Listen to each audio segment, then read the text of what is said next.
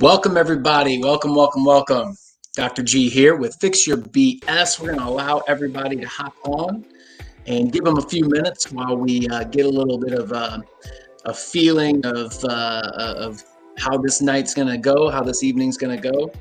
Uh, like I said, my name's Dr. G, Dr. Greg Persley. I've been a chiropractic physician for quite a long time, 15, 16 years actually. And in that time, I've had a lot of experiences, and I've started the Fix Your B.S. movement. B.S. stands for belief system. So let's let everybody hop in, and we will get everybody going. We're on multiple social media platforms. We are about to get started here in a minute, but man, I just turned 40 this year, 40 years young. Lost all my hair in the process, got the bald look going, looks good. And my purpose with Fix Your BS is to help people change their belief system. So my story is kind of interesting. While people are hopping in here on YouTube and Twitter, on LinkedIn, on Facebook, I'm going to tell you a little bit about why I am where I am and why you should actually be able to learn from what I've experienced. So I graduated as a doctor at 23 years old. 23 years old, graduated as a doctor. I was on the fast track. I was in a hurry. I wanted to win. I wanted to win big, and I wanted to win fast. A lot of people feel that when I say that, because there's a lot of people that feel that same way. When I graduated, I had a daughter that was about 5-6 months old. My wife and I packed up, moved 2 hours south from our family, started a practice, a business, and said, we're going to live like kings. We knew everything that was going to happen. We had every step planned, had a house. We were going to build our white picket fence and live the American dream. Then about a year and a half later, our son was born, and he was born with dwarfism and had a lot of medical complications. And so there I was about 25 at the time, and I had a practice, and I had a wife, and I had a son, and I had a daughter, and we were just starting to build a business. We were just starting to financially start to come out of the college years and into the married years and all of that. And there was a lot of unknown, a lot of uncertainty at that time. And so our son ended up having a lot of medical complications for a year. He spent the first 6 months out of his first year in the hospital, in and out, at a children's hospital. And my daughter was being passed around. She was 4 at the time, 3.5, 4. Actually about 3, I'm sorry. But anyway, she was being passed around from family member to family member. My wife's in the hospital with my son. My daughter's being passed to family members that are 2 hours away, and I'm at home trying to make money. And man, you talk about every stressor that you could have. Physical, mental, emotional, chemical, which is like what you eat and drink. It was all there. Literally, and this is kind of funny, I mentioned my hair. It was falling out at the time. That's how stressed I was. I would take a shower, and it was like, who was the baseball player? Roger Maris, when he was going through the home run, trying to break Babe Ruth's record. He was losing hair because he was so stressed. And anyway, so for 8 years, we kept him alive. So for 8 years, it was survive. It was stress. It was how are we going to make it through the week with the business and money and keeping the family together. And so we had every amount of stress that you can imagine. And on the other side of that, he got better so we could focus on actual getting back to growing a family and a business and money and relationships and health and all of these things that I talk about in Fix Your BS. And on the other side of this, I'm sitting there, I'm 35, and I'm going, the last decade of my life, I have leveraged everything I had financially. I had leveraged every amount of strength I had. I had leveraged my wife and I's relationship was leveraged. My kids and I relationships. I mean, I was the best dad I could be, but it was all leveraged. It was all just stressful. And there I'm sitting there going, can I keep doing what I'm doing the rest of my life? And I'm like, there's no way I can do that. So that's my history of coming from that when I was 35 to when I was 40, and all the things I had learned through that time, and really the understanding about different things of life. And I was searching that whole time. Oh, I was searching so hard, trying to figure myself out, trying to figure out how life was and everything. And so from 35 to 40, I really focused on re, rebirth of myself, growing as a person, learning about me, introspection, learning about how I can go into the next phase of my life, how I can rebuild my relationships and rebuild my career and rebuild my finances and all of that. So I talk about the same basic 5 pillars because what I realized, and I've mentioned most of them, what I realized is that the most successful people that I know, and I talked about this last week. You got to tune every week, tune in every week,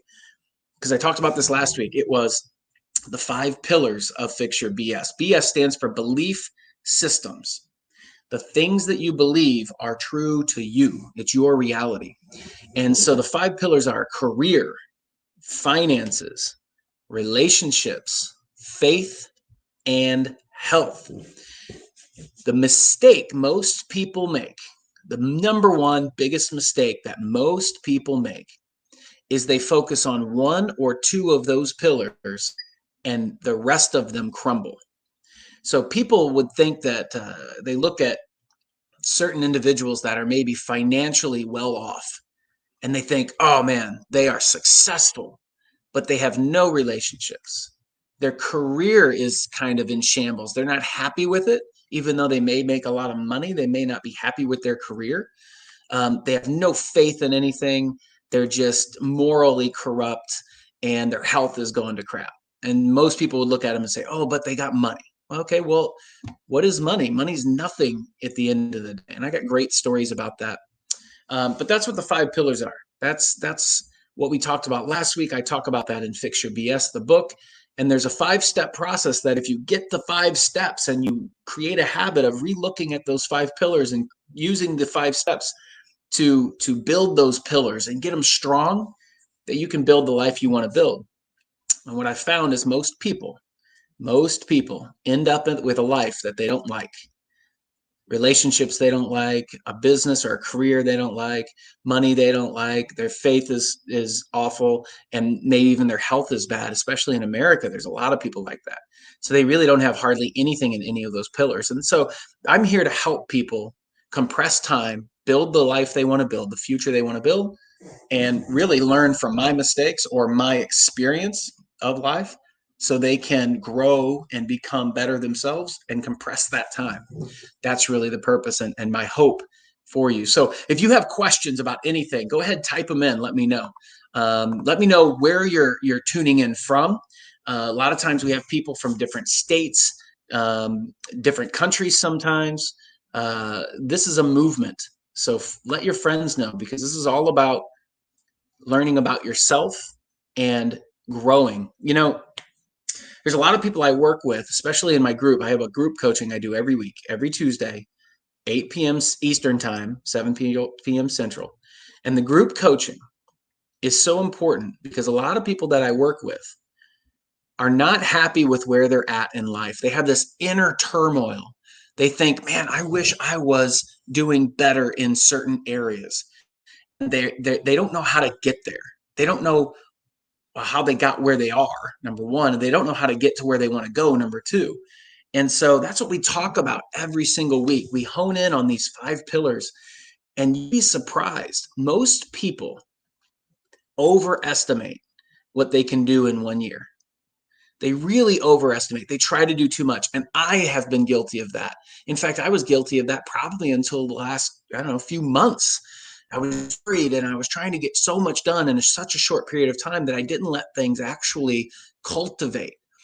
But what I realized is that we overestimate what we can do in 1 year, but we underestimate what we can do in a lifetime. Think about that. If I have my purpose and my vision figured out, and I constantly take steps every single day, one day at a time, a little bit, but I'm content in the moment, and I'm happy in that slow, steady progression, If I can consistently do that over a 1, 3, and 5 year period, imagine the movement you can create.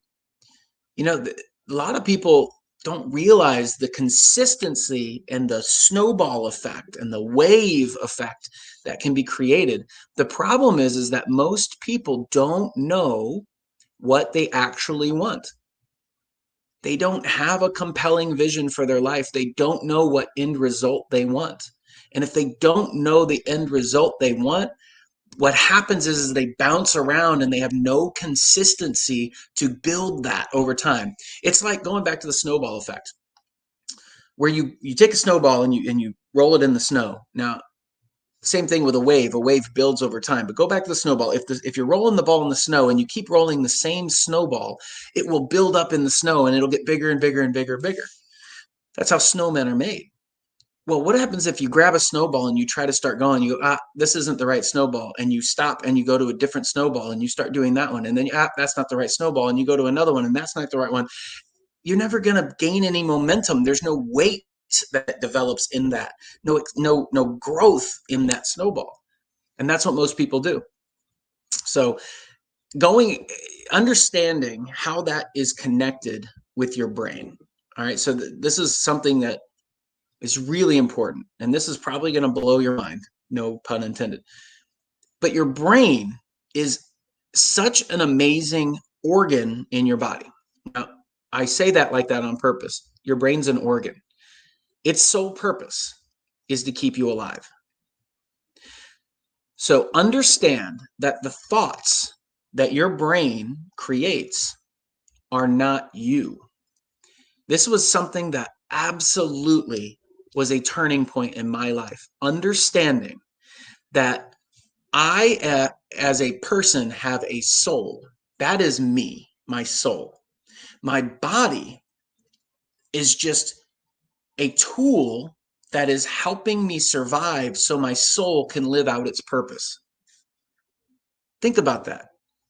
That's what your body's doing. Your brain is an organ, just like your heart and your liver and your kidney. So when your brain has a thought like, you can't do that, or you should quit, or you're not very good at that, how's that going to work? What it's really doing is it's taking the information that you already have and trying to figure out how you are going to reach the goal or fulfill your purpose that you as your soul are telling your brain that you want to fulfill.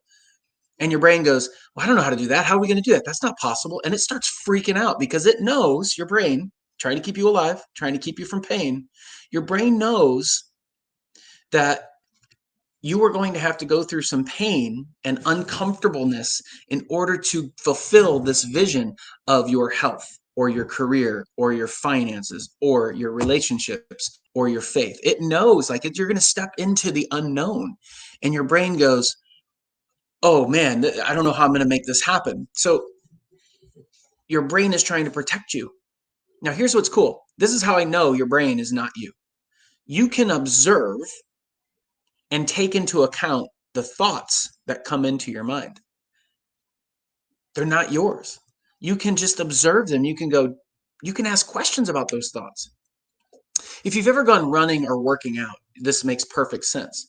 Because when you go running or you go working out, at some point in that activity, your brain registers information from your body, and your body says, hey, we're getting tired. And the brain goes, I'm tired. But that's not you. That's your brain.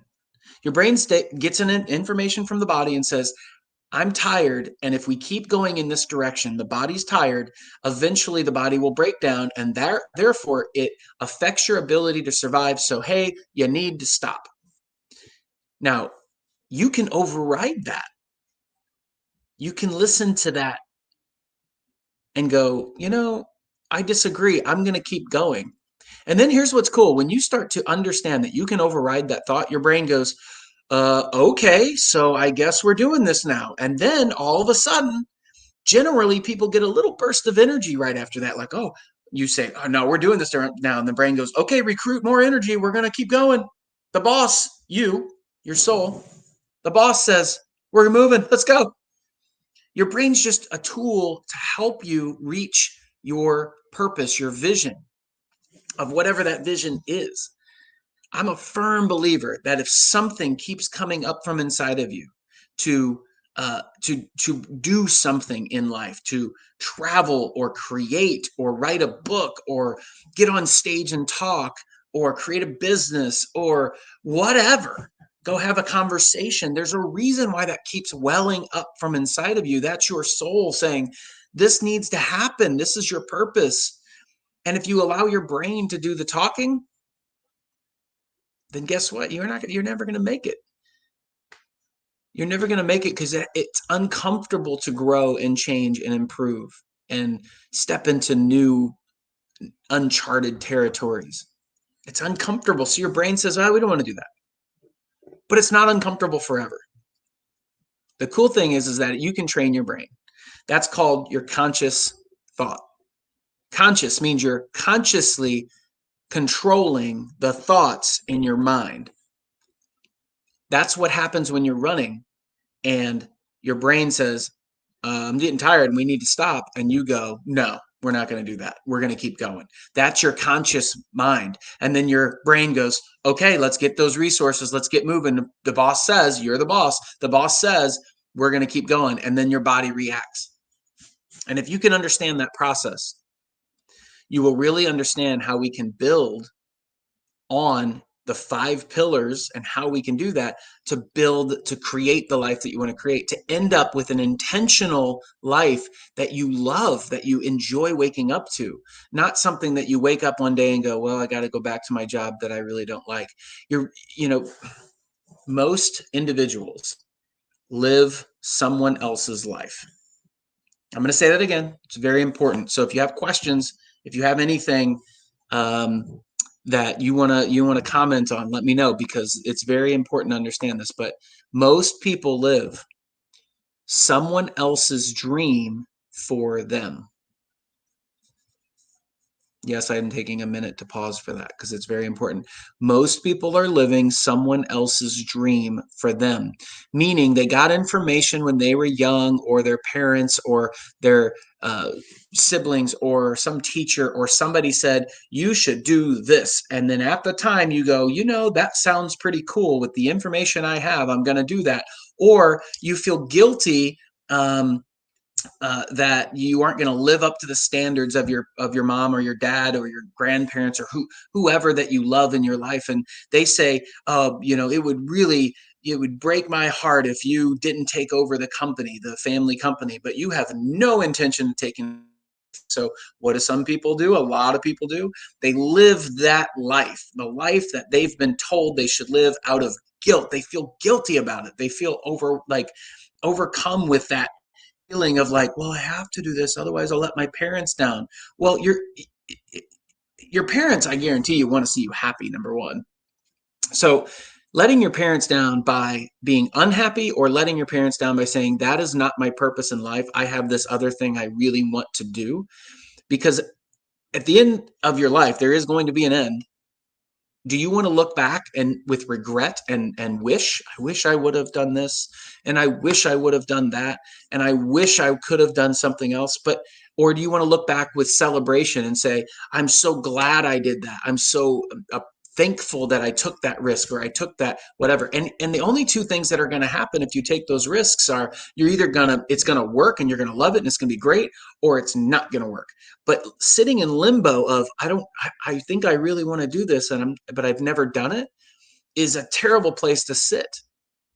That's just a terrible place to sit. That just compresses your soul. It just crushes you. It's that weight on your shoulders. So I want you to understand, that's why I'm doing this tonight. That's why I do this every week. That's why I do the coaching group. That's why I do one-on-one coaching. That's why this is not my main gig. This is something I want to give, a gift to the world, to people.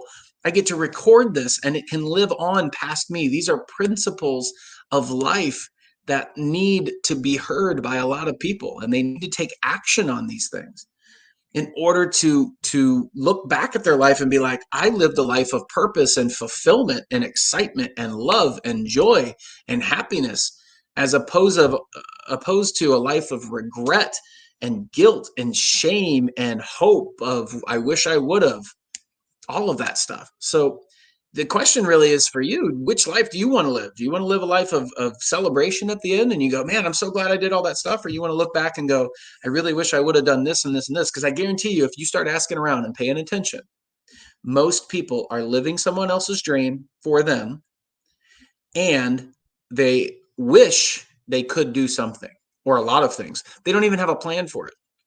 Do you? Do you have a plan for the things that you wish you could do? Do you even have a list of the things you wish you could do? The things that you're like, I really wish I would. It goes on and on. I hear it all the time in the group coaching and in private coaching and on stage. When I'm on stage, I'll talk to people after and people go, man, I really wish I could write a book. Or I really want to write a book. And my first question is, well, why don't you? Oh, man, I don't know. Well, if it's welling out of your soul, the brain's stopping you. The brain is trying to make sense of what if people don't like you? That's going to be uncomfortable. What if the book doesn't sell? That's going to be uncomfortable. What if you find out you're not a great writer? That's going to be uncomfortable. What if the book is just not that great? That's going to be uncomfortable. What if somebody questions you about the book and doesn't agree with you? Ooh, that's going to be uncomfortable. And that's what your brain does. And so you go, you know, I'm just not going to write the book because you're justifying. You're afraid is really what it is.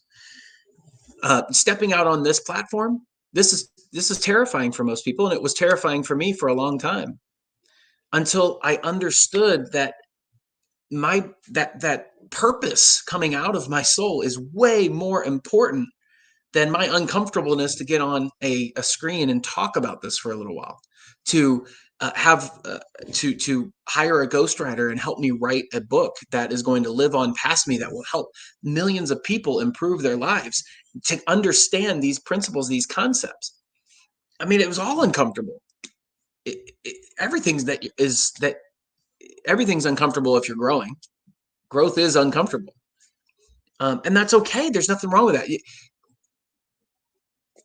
Really, people that mess up are the people that seek a life of comfort. I don't mean you have to be uncomfortable all the time, but seeking a life of comfort is like, I want to be comfortable all the time. I mean, I say probably about 80% of the time I'm trying to do things that are slightly uncomfortable. There's a book by Ed Milet called The Power of One More. Great book. I suggest you go get it. He's a mentor of mine over the last year and a half. Found out about him, and just a great dude. But The Power of One More just talks about stepping into that uncomfortableness. All right.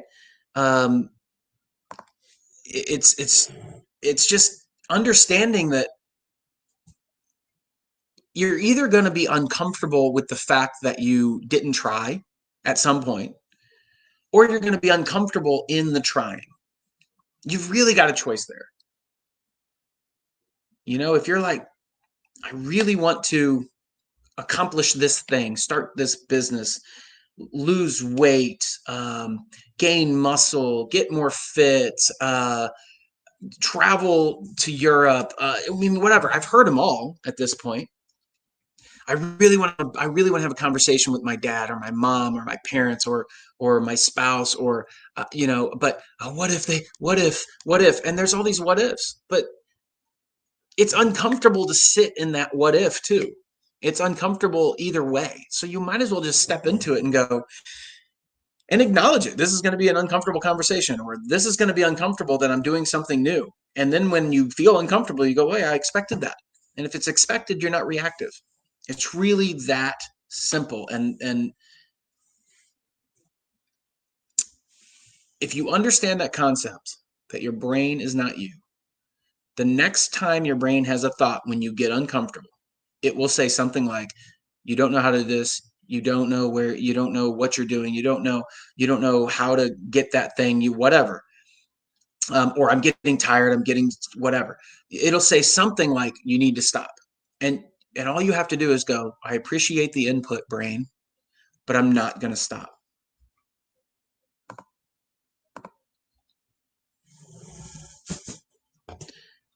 I'm pausing for a second. I know that's some heavy stuff. That 15 minutes was just absolutely knock your socks off. I'm sure. Um, but I appreciate you listening, and I appreciate you taking this in. These are all concepts that come out of Fix Your BS belief systems. We're trying to unlock your brain, get you to create the life that you want. So what I want you to understand too is, so moving on to really happiness. All right. So if you really look at what most people are searching for, they're searching for happiness. And happiness is something that is elusive for a lot of people. They never find it. And here's why. It's because happiness is something that they have built the habit of putting it into the future. All right. So happiness is, most people, they have built the habit of putting their happiness into the future. What I mean by that is they say things like, I'll be happy when I have this relationship, when I get married, when I get a car, when I graduate college, when I have $500,000 or more money, or when I have that new job or that promotion or whatever. You get my point, is they're putting their happiness, I'll be happy when, into the future sometime. And what happens is that habit develops, so when they get the thing that they think they're going to be happy with, the habit kicks in of, I'll be happy when. So they're only happy for a brief moment. They're like, oh yes, I got my whatever, my raise. And they're happy maybe for a day or a week, maybe a month. And then that starts to diminish. And then over time, guess what happens? Well, I'll be happy when. So they live their entire life chasing happiness. So here's a better option, an option that I really love. And the option is put your happiness in the pursuit of the goal, of the vision, of the end result, of the success, and make that a habit. So every single day when you go to bed, you can say, well, number one, you have to have a clear vision. So you can say, did I move toward my clear vision today? How many steps did I take toward this clear vision? And you will start to find peace in that, because you'll start to be happy with the movement toward the goal. And here's what's cool too, you got to give yourself a little bit of grace, because you will go to bed some days and go, did I move toward my goal? And you're going to have a day where you're going to go, no, I did nothing. In fact, I moved backwards. I'll have days like that. It's okay. I'm not perfect. Don't think I am. Don't put me on a pedestal. I'm a human being and I have the same stuff, fears. I've just figured some stuff out that I'm trying to share. So my happiness every single night is, did I do something that moved me toward my vision of success, my vision, my goal? And if I did, then I'm happy with myself. I moved something. If I didn't, I go, okay, I moved today toward my goal. No big deal. Tomorrow, I need to make sure I am doing stuff to move toward my goal. And then I'm content with that. And the next day, I move toward it. So if I'm moving toward my goal 90% of the time, I am way more likely than if I'm only doing it 10% of the time. Secondly, I'm more likely to want to move toward my goal if I'm happy with each and every step, each and every day. So happiness is in the doing. It's in the now. It is not in the goal.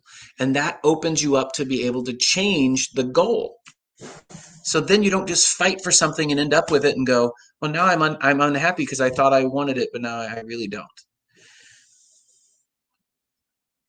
So I'm dropping. I mean, I'm giving the book away. Really, there's just all these this information is in the book. The book's not going to be released until second week of January, but we do have group coaching. If you know somebody, or if you would like to join the group coaching, it's every week, and you can go to the link, which is at Fix Your BS. So www.fixyourbs.com/together, because we're all in this together.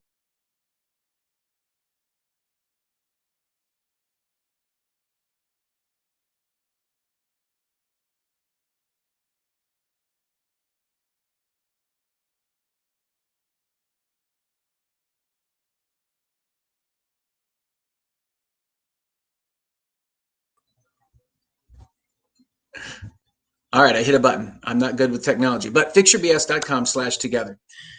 So we go through these concepts every single week. And the more you go through these things, the more you start to create a habit. All right. So the link is above. All right. Perfect. So, guys, this is a lot of great information, a lot of really deep stuff. And you need to be able to reproduce this information, go through it again. The mother of all skill is repetition. It's repeating the same thing over and over until it becomes part of who you are, and that's how you grow. So I'm going to talk a minute about the pursuit of happiness, because there was this a buddy of mine earlier today. He was telling me about one of the analogies that he really liked, and it was like, and in the book I tell this story, but I talk about a dog that's spinning around chasing its tail. Okay. And so it's spinning around chasing its tail, it's chasing. And then finally, and I'm sure we've seen that, it's a funny comical sight, but finally it grabs its tail. It finally gets its tail, and it thinks, oh, it was chasing happiness, the tail, and it finally grabs the tail, and it realizes, wait a minute, this isn't happiness. And that's what I mean by when you're pursuing your goals and you think happiness is the end. The happiness in that dog's, in the moment when he's chasing, trying to reach this goal, it should be in the chase, in the movement toward it. That's really the idea. All right. So take that and really understand it. So what we've covered tonight, we've gone and recapped the 5 pillars of life: relationships, career, finances, health, and faith. And I don't mean just religious faith. I mean faith, like faith that the future is going to improve, faith in yourself for taking the action that you're supposed to take. I also do mean faith in something greater than yourself, whatever that is to you: the universe, God, Jesus, some other religion, whatever, or even saying, I just have faith in me. That's fine. You have to have faith in something. But those 5 pillars are, you are playing at a high level from 0 to 10, 10 being, the top of your game in that pillar, 0 being it's just absolutely crumbling. The stronger that pillar is, 10 would be strong, 0 would be nothing. The stronger that pillar is, the happier you are in life, and the stronger your foundation of life is. So that's what I teach people. I help them understand the pillars, the steps to develop the habits to strengthen those pillars, and to create a vision for your future, to build the future you want. That's really what I'm talking about. And all of the things that I've learned, I'm going over. So those are the 5 pillars. Number 2, your brain is not you. Your soul is you. You are not your brain. If you have thoughts in your brain, you can override those thoughts with conscious thoughts. You can be conscious of them. And then you can tell your subconscious mind what to look for, basically, because you're creating your vision. But we'll get into that later. That's another day, maybe next week. And then, the pursuit of happiness. The pursuit of happiness should be, you're happy in the movement toward your goals, not your actual goals. Happiness does not, you should be happy the whole time. Don't you deserve happiness? Everybody wants happiness. That's what we're all searching for. You deserve happiness. So once again, I have a book coming out called Fix Your B.S., and it'll be coming out early January. Next week, we're going to talk about selfish versus selfless. That's going to be a good one. So I'm excited about that one. You can join our email list at fixyourbs.com, and you can type in your questions so we can answer those next week. But selfish versus selfless. If you have any questions, go ahead and ask questions. I'd love to dive into any of those. I've got a few more minutes left. But like I said, my name's Dr. Greg Persley. Dr. G is my nickname. I created Fix Your BS, which is all about belief systems. And it's giving you the tools to build the life you want, so you don't end up 5 years into the future in a life that you're not happy with. We want to create our lives intentionally. I was there. That's why I know. I was in a life I was not happy with. It felt like I was so uncertain, and it was all crumbling down. And I want to help people build the life they want to build. So questions, let's go here. Leave the questions also. If you have questions, type them in. And I know everybody always gets scared to ask questions when they're on live and they think they're going to get pulled up. But I will definitely email or leave questions on the live, and we will in the comments. And what we'll do is I'll answer those next week as well. It's hard for me to talk and look at questions at the same time. When is the book coming out? Well, next January, the second week. Second week of January is the official release date. We're going to have, it'll be on Amazon. It'll be in all major bookstores. It will also be online. You'll have a digital version that you can get. And then also you can, I'm going to do an audio book, I believe, as well. So, and then there's an online program that'll go with it. So you can follow along with the online program and learn these things from me as I have recorded them. So thanks for asking. And I love Will typing in some of the quotes. Everything is uncomfortable at first. Everything's uncomfortable at first. Everything. Nothing is comfortable when you start it. You know, it's so funny too. I don't know why we do this as adults or why America does this in general. Hey, Ed, how you doing, man? Appreciate you typing in. Really love to focus on the now. That's exactly right. Focus on the now. But, you know, like think about a baby starting to learn to walk. I mean, like it tries and it fails and it falls and it gets back up and tries and fails and falls and it gets back up and tries and fails. I mean, how many times do you let it do that until you go, all right, obviously this baby ain't going to walk, and you just start telling the baby it ain't going to walk? No, you encourage the baby and you keep it. You're like, no, keep trying. You can do it. And then eventually it walks. And then why don't we do that to ourselves as we get older and help other people do the same thing? Keep encouraging them. That would be something that I would leave you with, encouraging them. So, Ed, thank you for typing that in. Being happy in the journey is hand in hand with living in the present. That is awesome. Really focus on the now. That's really cool. And there's a good book. If you feel like you're hurried a lot, there's a book I just started reading it not that long ago, but I really like it. And it's the relentless, or the I think it's the relentless elimination of hurry. It's an R word, ruthless, the ruthless elimination of hurry. That's another really good one too. Ed, you should pick that up. In the meantime, join our coaching group if you know somebody that we can help with that. It is fixyourbs.com/together. And it's all about doing this together, not that expensive, and you will get a ton of value out of that. fixyourbs.com/together. Yeah, book by John Mark Comer. Yeah, Comer, John Mark Comer. That's what that book is. The Ruthless Elimination of Hurry. And that understanding, man, if you can really get that into your soul, woo, that's a good one too. One of the things I really like doing too, just to kind of close this out, I really love supporting other people that have helped me in my journey, because this is all about experience. It's all about life. It's all about journey. And that's what it's all about. So, you know, I get to pass those experiences on to you and help you improve, you know, your life and build the life you want to build. So I appreciate you, everybody listening. I really do. Like I said, fixyourbs.com/together. And this is something I get to do as for fun, but I also get to do it to help people improve their lives. I look forward to everybody sharing this out with friends of theirs, with family members, people who want to build a better life, who want to pay attention and intentionally build that life. And that's what I'm all about. So thank you for listening. I'll see you next week. And I'm going to head out of here and go spend time with my family and focus on relationships for the next 2 hours. So thanks for watching. I will see you next week. Dr. G, Greg Persley, over and out with Fix Your BS Belief Systems. Thanks.